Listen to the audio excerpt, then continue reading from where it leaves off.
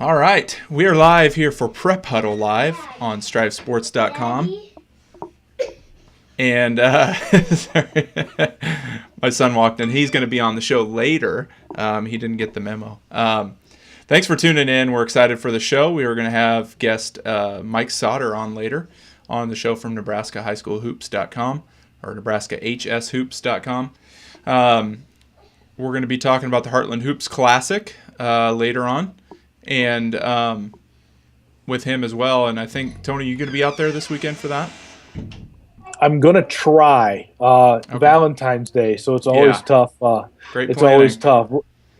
We'll see what happens. We got some going to a Florida Georgia Line concert on Friday night, and so might have to spend some time with the girls, but we'll see how the day plays out and see if we can maybe sneak out to a couple games out there. Just unbelievable talent this year. I mean, Tino has done it up great. He's got, I believe, 11 of the or 10 of the 11 Nebraska teams that are playing are ranked this week. So, yeah. And then, of course, the number one team in the nation is there too. So, yeah.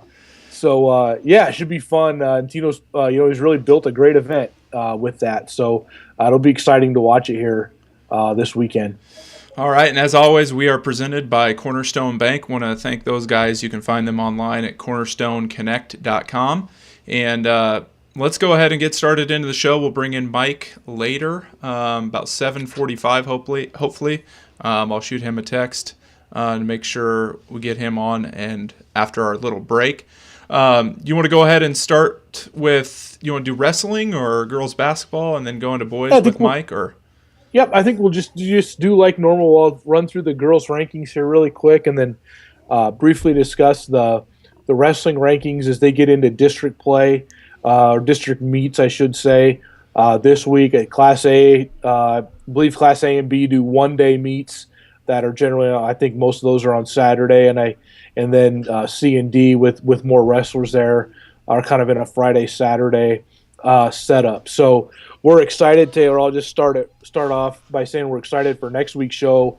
We'll be bringing in Ross Halford from HuskerMat.com, and he's on Twitter at HuskerMat, and he's probably the best source for high school wrestling knowledge. I would say in the whole state of Nebraska. We follow him on Twitter, and he does a great job with his site. So it'll be exciting to have him on the show next Wednesday night, and we'll bring him in to kind of preview the state wrestling championships, which start next Thursday morning at the Quest or the CenturyLink Center in Omaha. So just briefly, we'll get into the girls' rankings. I think we ended up with 10 girls' teams ranked this week, led off by our two schools in Class A. Millard West at 16-4 is third, and Omaha Central at 13-5 is ninth. In Class B, York is still holding solid at fifth at 17-2. They're second in the NSA playoff points. So Coach Kern having a really nice season over there. Still nobody ranked in C1, but just a loaded class there. And then in C2, Sutton off the strength of their Southern Nebraska Conference Championship has moved to 19-3. They are ranked 7th. And in Class D1, of course, Dundee County Stratton is still on top at 22-0. Fullerton is 4th at 18-3. Friend, I guess I should go look really quick. Friend, I believe, won the Pioneer Conference Championship, and they've moved ahead of Sterling in the rankings from 9th to 8th. Of course, they played in the state championship game last year. And the Creighton girls have made their first appearance in the rankings at 17-3. They're ranked 10th in Class D1. So 4 schools with Strive connections there are ranked in Class D1. So it's fun to follow those teams. And then I guess Hampton upset Exeter Milligan at the Crossroads Conference Tournament because the Timberwolves on back-to-back nights beat Giltner and Hampton last week.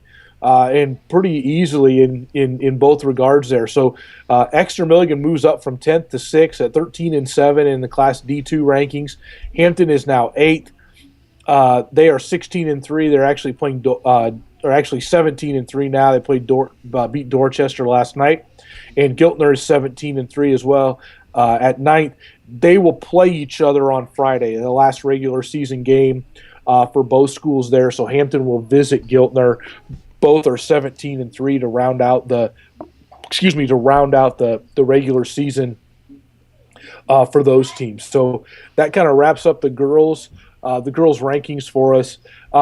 Just a bit of news, Taylor, too, that not Strive related, but definitely girls basketball related in the state. Of course, we got the bad news today that Omaha Benson standout Kiana Ibis tore ACL, and I believe that was about 10 days ago, right before they played Lincoln Northeast.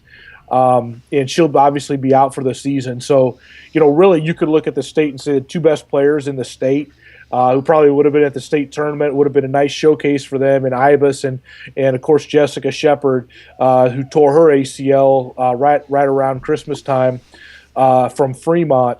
And so to be missing those two girls is really sad for girls basketball in the state, because they're probably two of the top girls basketball players we've had in the state in a long time. So Shepard, obviously a top 5 recruit nationally.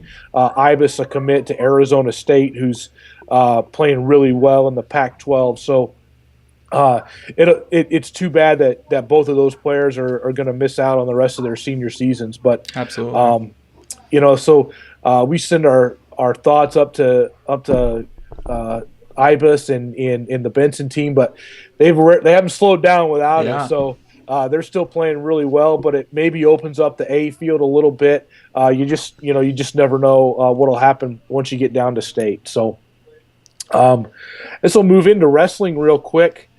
Just go through those rankings. We'll try to maybe highlight some individuals possibly here as we move through. But we don't in A, we don't have any teams ranked. Millard South and Kearney still top those rankings, with Grand Island and Hastings right behind. 106 in A, Aaron Haynes from Omaha Central is 6th. And let's see as I keep moving down here. At 120, Matt Toring from Millard West is 4th. We keep on moving down the weight classes here. It's Millard West. Let's see. Not really seeing.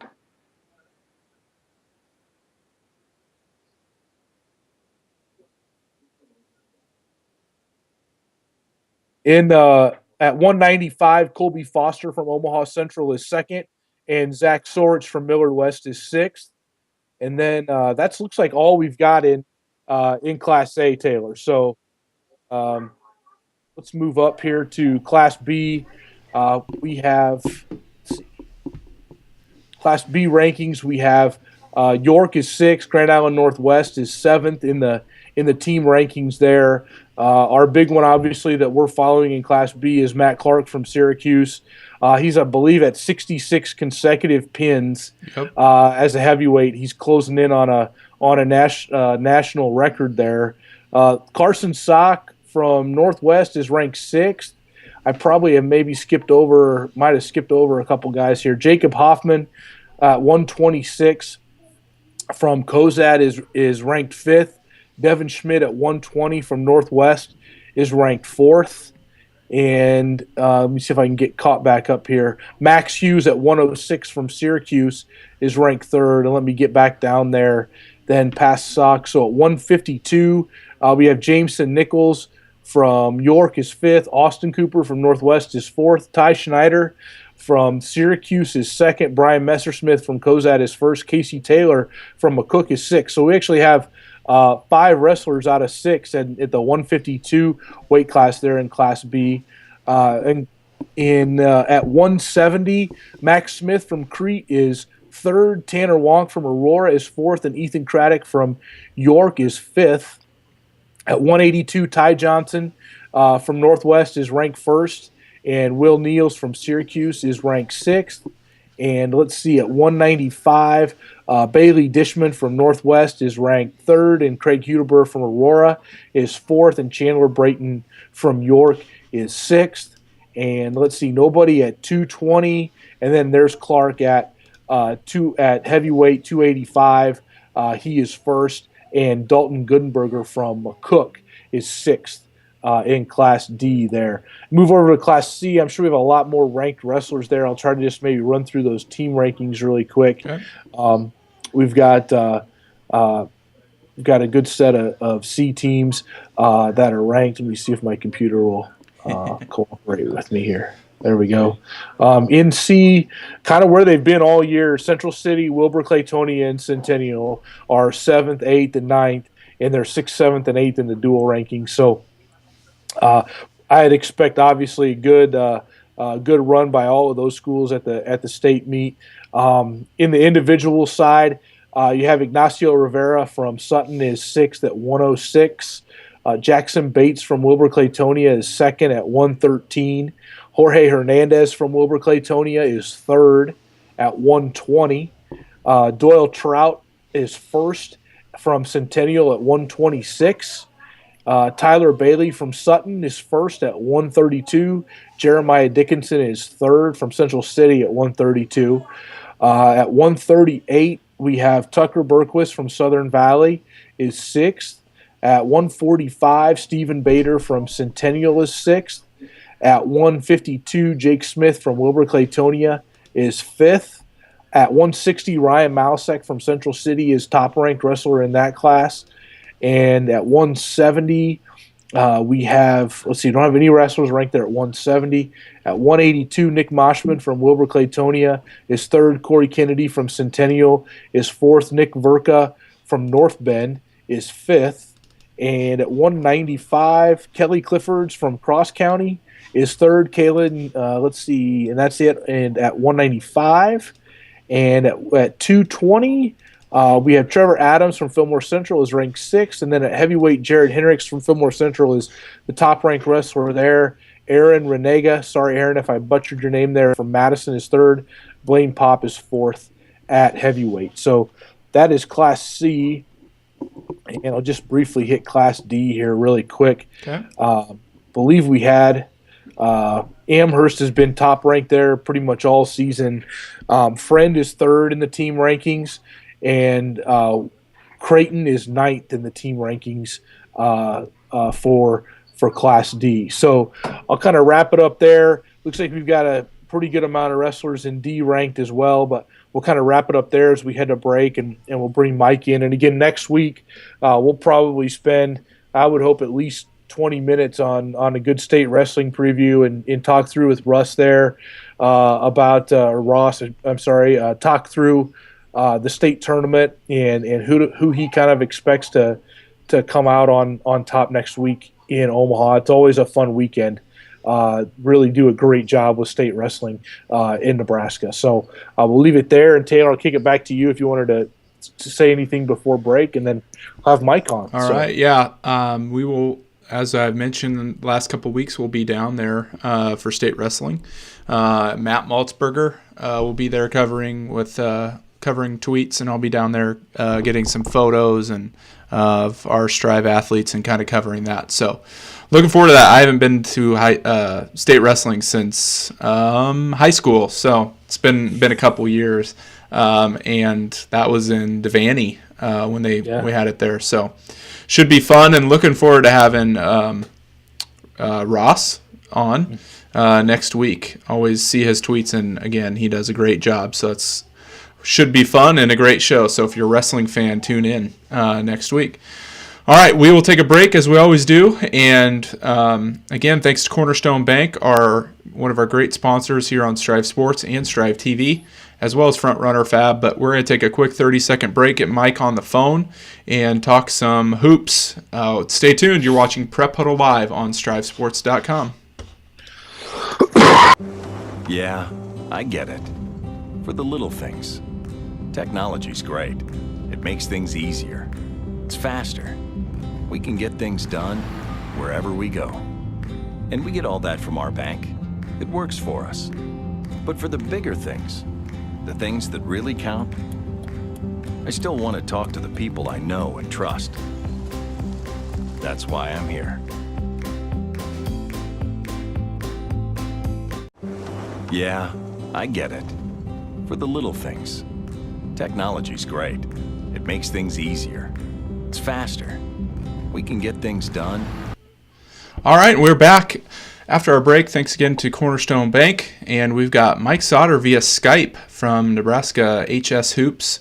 Do you say NebraskaHighSchoolHoops.com, or what do you usually tell people, Mike? Either one's fine. Okay. Nebraska High School. If you were to put it in the Google machine or whichever form of web browser that you prefer, it would come up either way. Okay. How's it going? I know you are Good. getting ready to head this direction, right? Sure. Yeah. I'll be out there tomorrow, and I'll see St. Cecilia and GICC tomorrow night, and then Friday I'll work my real job out in the Grand Island Hastings area, and then either catch. The plan is to catch BDS and High Plains. If not that, then York and I believe Crete or Aurora play. So one of those two games will be Friday, and then Saturday will be the Heartland Hoops Classic all day. All right. Awesome stuff. Full schedule. Yeah. Yeah. Yeoman's work, Mike. Good job. So, I wanted to, sometimes we talk about Class A or Class B. I wanted to really kind of focus in, maybe talk about each of these games, if possible, that are going to be Saturday, and preview those. I think Tino's done a great job this year, and of course sometimes it's dumb luck a little bit. Sometimes it's not, but I think he's got 10 of 11 Nebraska teams ranked that are playing this week, and of course the number one team in the nation. So just to ask you for some brief, quick thoughts on these. The first one, Ravenna is the only unranked team that's playing, and they'll tip it off at 11 o'clock with Amherst, who's I believe they're ranked 5th in Class D1 or maybe 6th, I think. So 7th, I apologize. So Amherst, and they're 17-2, and I think Ravenna's about 12-5. I don't know if you've seen either of these two teams, but do you have any quick thoughts on that one? I haven't seen either one, so I would love to share more thoughts on that, but I really haven't. I know Paul does a great job at Ravenna, obviously, and has been for years, and that should be a pretty good matchup if you just look at it on paper with records and scores to start the morning. I mean, 11 o'clock. That should be a pretty good game, and kind of looking forward to, I guess, seeing them play. I would say too, having not seen either team, but I did get to see Amherst play at Fullerton in the state football playoffs, and my guess is knowing Amherst, all the skill players are playing basketball and their linemen are wrestling. They have two great programs there, so was really impressed. That would be the assumption. I would agree with you on that. They have some really great athletes playing football, so I think that'll be a fun one. One that'll involve a Strive school. Bruning Davenport Shickley is the next game, and they'll play Hastings St. Cecilia, who might be, regardless of class, one of the maybe top 15 teams in the state. So, have you seen St. Cecilia yet, or the plan is just to see them? I'll see them tomorrow night. Yeah. Tomorrow will be the first time that I'll see them, and I'm really looking forward to it. And I would agree with you if you just look at who they beat. That's Beatrice's only loss, and I saw Beatrice on Saturday, and Beatrice is pretty good. So that's them. I mean, as far as them, meaning Hastings St. Cecilia, handing Beatrice their only loss of the year, then that tells you kind of what you're dealing with St. Cecilia, I think. And so I'm kind of excited to see that, and I've seen GICC play, so that matchup Thursday will be good for me to kind of get a preview of what's going to happen on Saturday. So. Yeah, and then Bruning Davenport Shickley, is obviously a school that'll be playing up. I think this will be a tough task for them, but at 19-2, they've already beat Freeman, who's 21-1 in Class C2.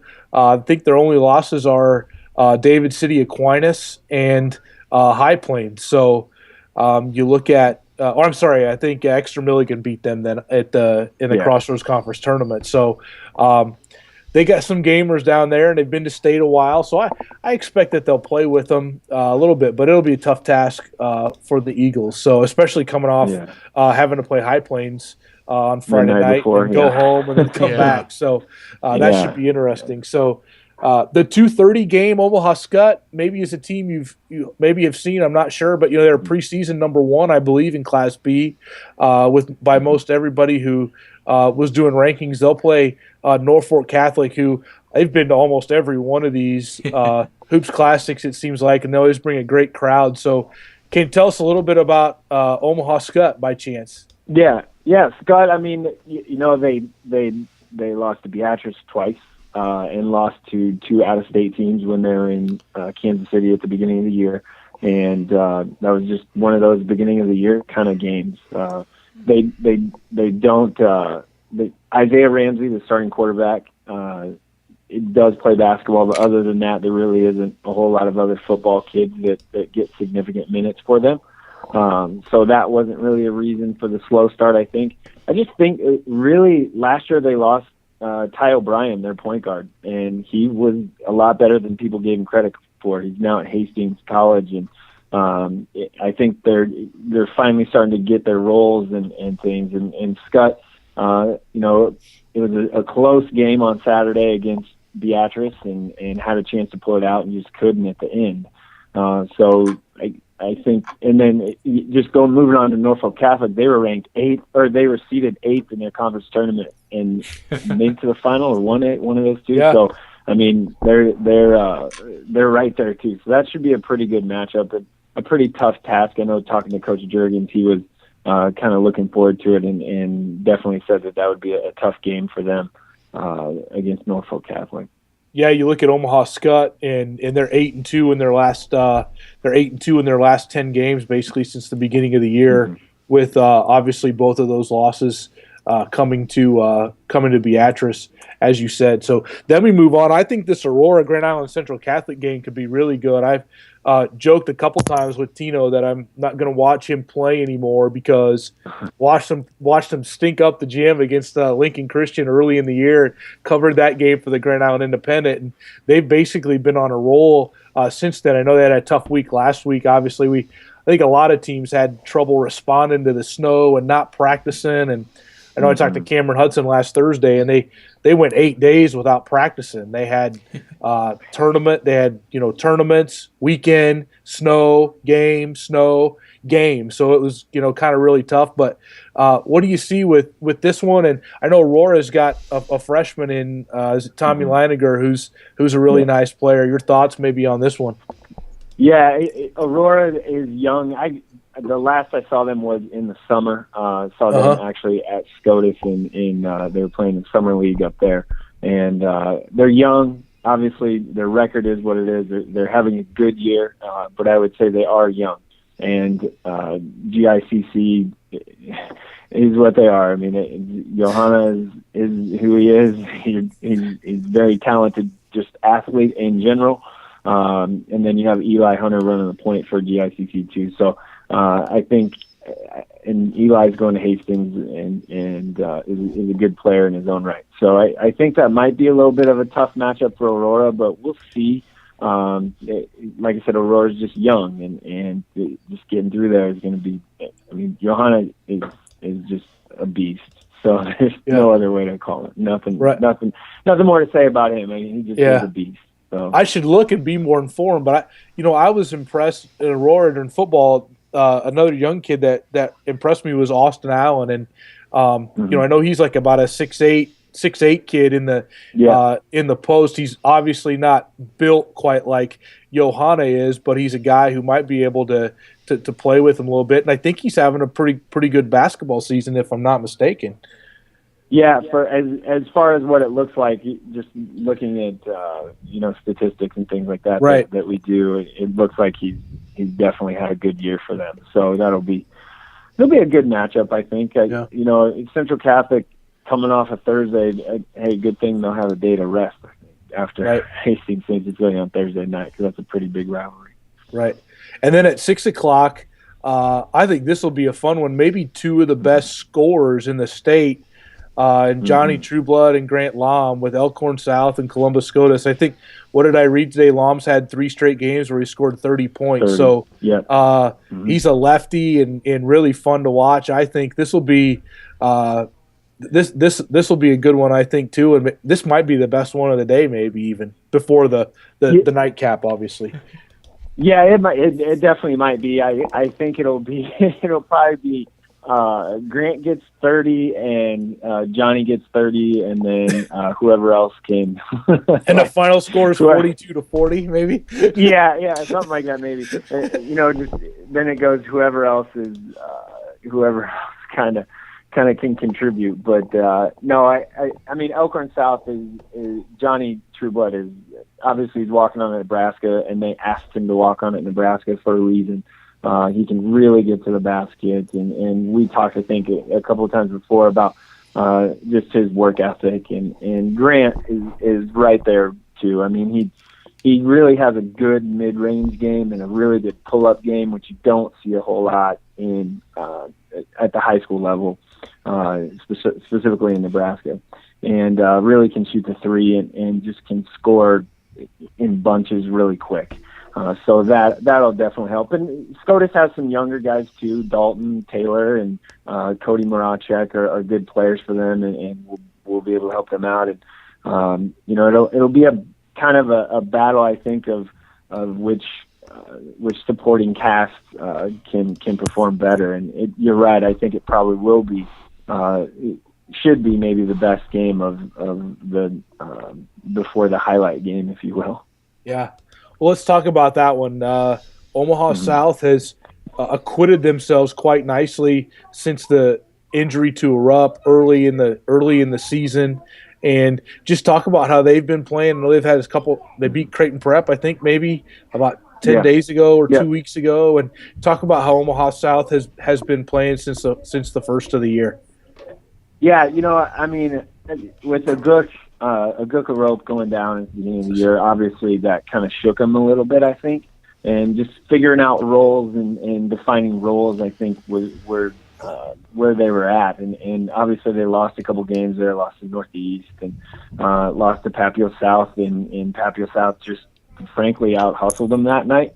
But then they avenged that loss within the last week. So South is playing very well. And have gone on a little bit of a roll here, and I think I think Coach Chubbuck does a great job, and they have athletes of their own. Khalil Walker's a guy to look for. That's a really good athlete. Then you have a Gook's brother, McCord.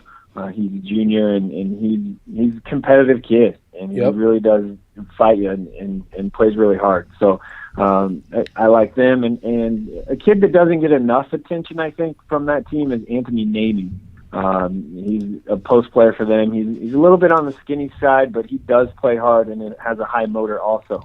Anthony has gotten some recruiting interest here recently, picking up, and he can step out and shoot a three and rebounds decently well. We'll see how well of a rebounder is against Josh Reeves, but and Daniel Gideon. I mean Gideon's, excuse me, or Giddens, geez. But we'll see where they're at with that. But I mean, I think South will acquit themselves very well and play very hard because that's just what they do. Also, a big key will probably be Noah Fant. I mean, Noah Fant athletically is probably South's best athlete overall. Obviously, he's a great football player, and so he'll have to kind of match up with just some of Oak Hill's athleticism, and hopefully he can do that for the Packers there. We talk about just maybe a couple guys from Oak Hill Academy that people can look out for. Obviously, Dwayne Bacon, the Florida State commit. A lot of people think he's maybe a one-and-done guy. And I would agree with that 100%. Could probably one of the best players that Coach Smith has had since maybe Kevin Durant or or a Jerry Stackhouse type, and then Josh Reeves probably is another one for them who will get some. Will obviously be a high level Division I player. And, you're do going you to want Penn to State. can you give us just give us a 30-second or a 1-minute overview on how good Oak Hill is, number one in the nation right now?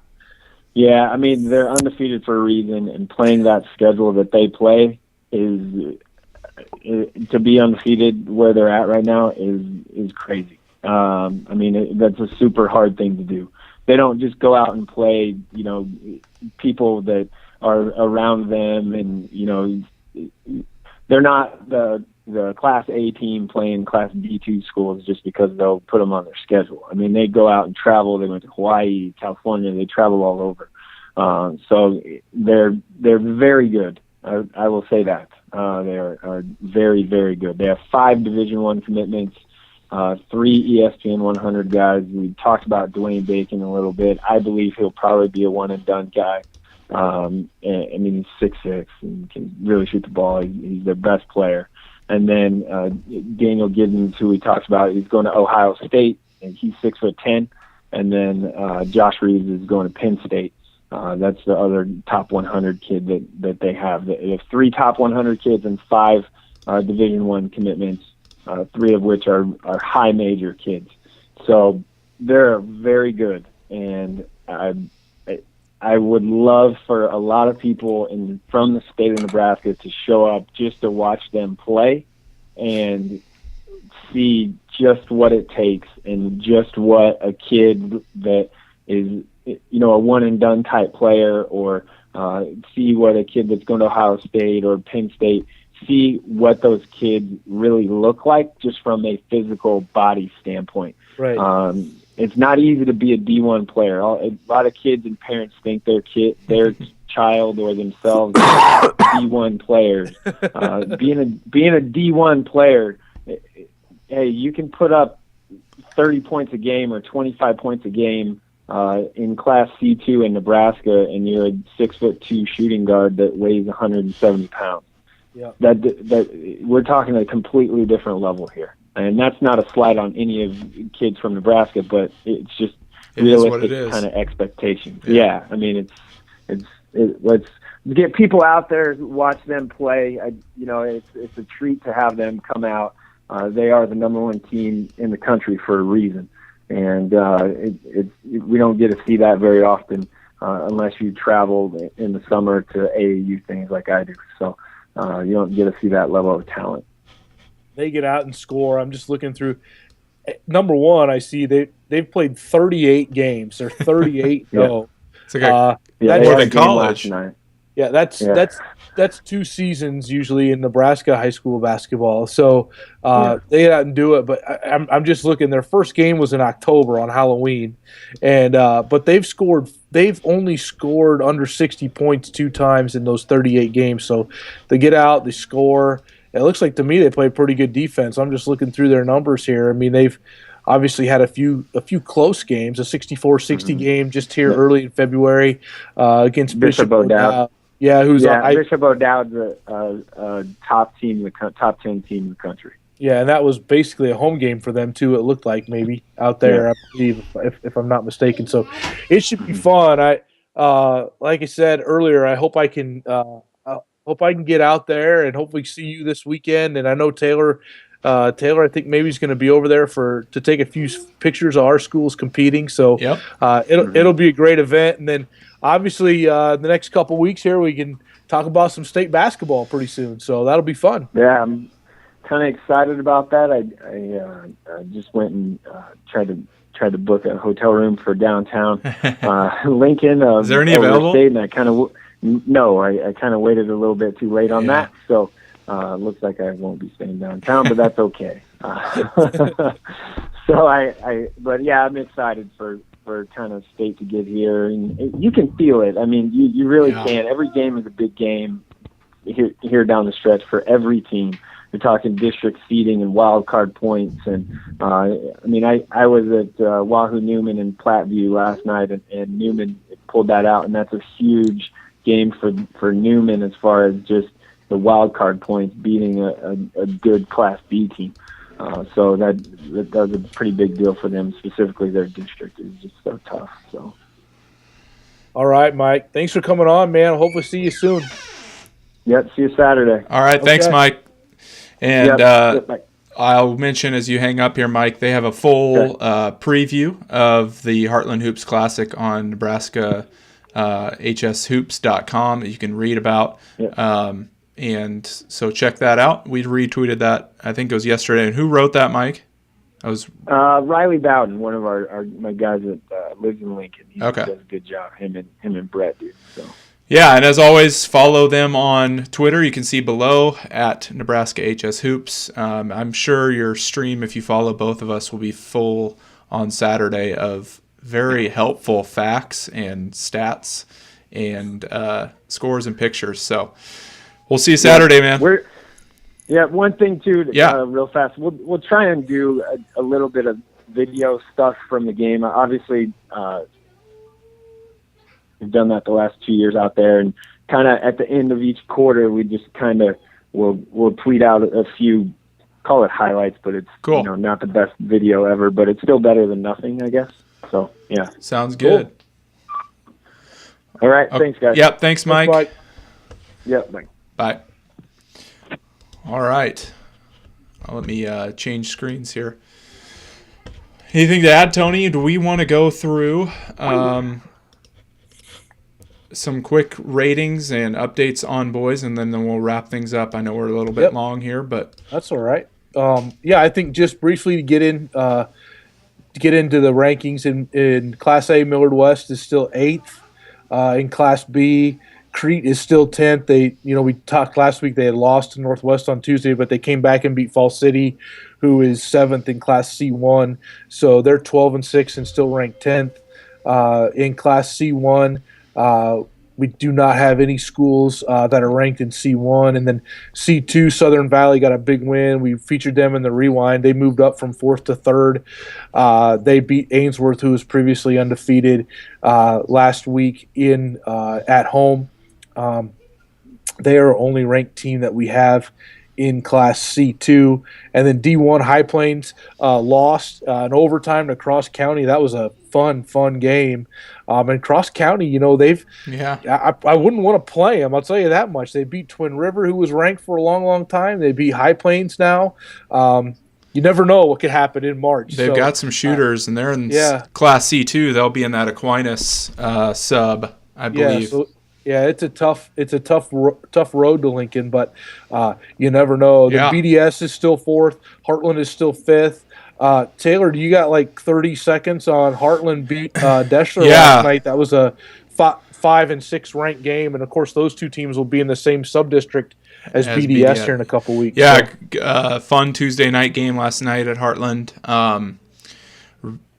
Really fast pace. Deschler came out in a man-to-man. Heartland put up 17 points in the first quarter and kind of was in command, and Coach Nash at Deschler did a nice job. He switched up to a zone then, which most people play against Heartland, and it really slowed down the whole game. The final was 39-34. So really changed the game, and Heartland, managed to survive. Luckily, it was at home. I think that helped them a lot. And so they survived, and they now moved up to number 2 in wildcard points today. So they jumped Clearwater Orchard and BDS, and so they're right behind, 2/100ths of a point behind High Plains now. So, who is one of their own, one of their 2 losses. So they've got to keep rolling. D2, then we have Exeter Milligan, who is Heartland's other loss. I believe, if I'm right. Yep. High Plains and Exeter Milligan. The old CRC, Taylor. They can win the SNC, but they can't beat the top 2 teams in the CRC. Got it. Exactly. Exeter Milligan is 3rd in Class D2, and then Riverside has reappeared in the rankings at 10th. They split some games last week, but man, they gave High Plains all they wanted on Thursday. I believe a 44-41 game, and is it Tanner Hudson? I think had 34 of Riverside's 41 points, and in that game. He's a really nice player. Plays on a select team out of Lincoln as well, and has had a couple good summers here recently. So that wraps it up for me. I guess the last thing we didn't really touch on that was kind of breaking news tonight around dinner time. 10:11 reported it.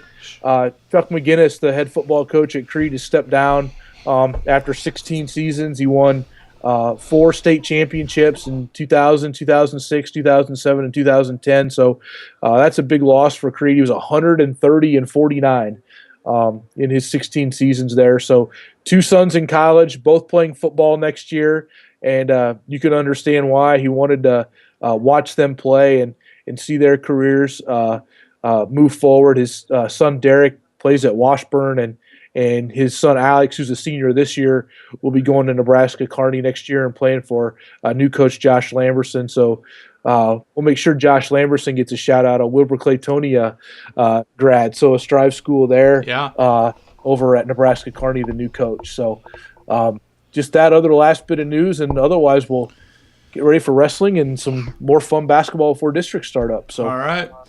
That sounds good. And you got anything to say? Yeah. Yep.